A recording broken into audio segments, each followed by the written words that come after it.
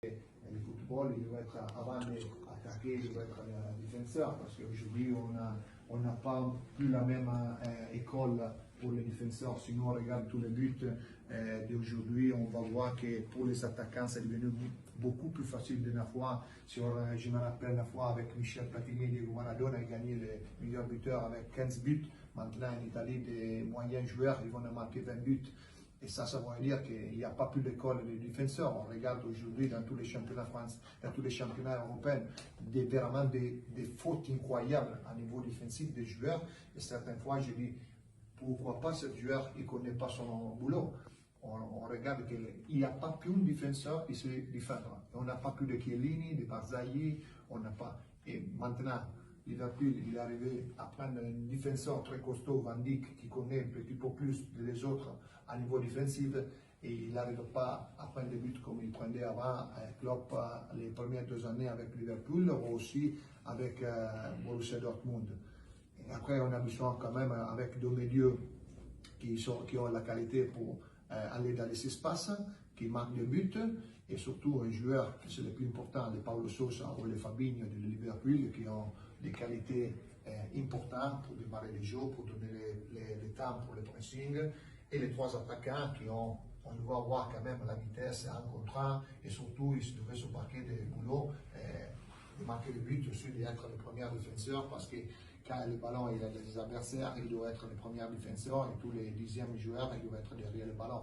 C'est une méthode de jeu qui il est très bonne, seulement si tu as des joueurs qui sont capables à fatiguer, et aussi ils devraient quand même aider encore avec l'autre.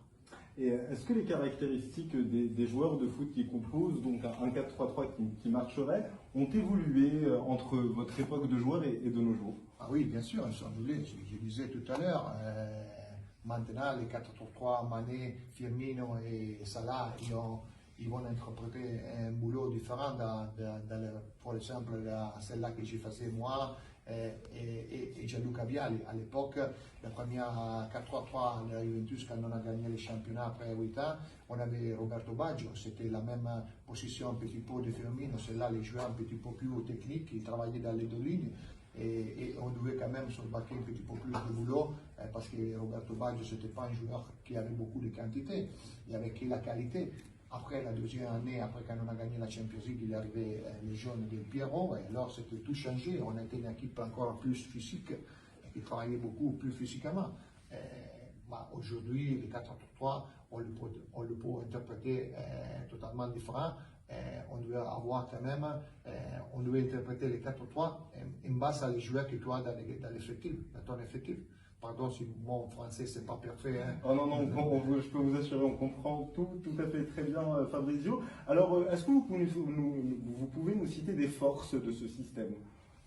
Le système, cette force-là, c'est normal que c'est la compactesse, c'est être compact défensivement, c'est la possibilité de l'agressivité, que tu ne donnes jamais la possibilité. Après, on va voir dans les vidéos que j'ai montrées, les 4-3 de la Juventus et aussi les 4-3-3 de Liverpool, avec l'agressivité et la méchanterie aussi dans le terrain, qu'on va récupérer le ballon et aussi on va contre-attaquer pour essayer de marquer le but. Il y a beaucoup de choses, mais après, je les montrerai dans ma conférence.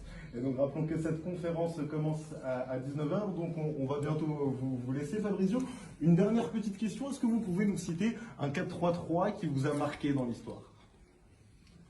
Honnêtement, les 4-3 que tout le monde se va rappeler, c'est celle-là de l'Ajax. Aussi l'année avant qu'il a gagné, à l'époque de Cruyff, aussi avant de gagner la Champions League, la Juventus, dans le 1996, là avant, Ajax il a gagné 1-0 avec le but de Kluivert contre Milan de Capello. C'était l'époque de le Grand Milan. Les 3 joueurs, Bamba, Stambouli et Rijkaard. Et c'est normal, après celle-là de la Juventus, le mien, il m'a marqué beaucoup parce que je connais bien les méthodes, parce qu'il m'a donné de faire me connaître dans le monde comme joueur. Et j'aimerais bien celle-là montrer à tout le monde comment interpréter mon 4-3 avec Marcello Lippi et la Juventus, que c'était quand même, je suis beaucoup fier de cette chose-là parce que tous les joueurs, beaucoup de joueurs, pas tous, beaucoup de joueurs qui ont joué avec mon Juventus de l'époque, on a gagné les championnats et la Coupe d'Europe, la Champions League. Beaucoup de joueurs, ils sont entraîneurs. Et ils sont entraîneurs gagnants. Deschamps, il y a Paulo Sousa. Moi, qui je n'avais rien gagné quand même. Moi, j'espère un jour de gagner comme entraîneur. Et il y a aussi quand même des grands joueurs, des grands entraîneurs.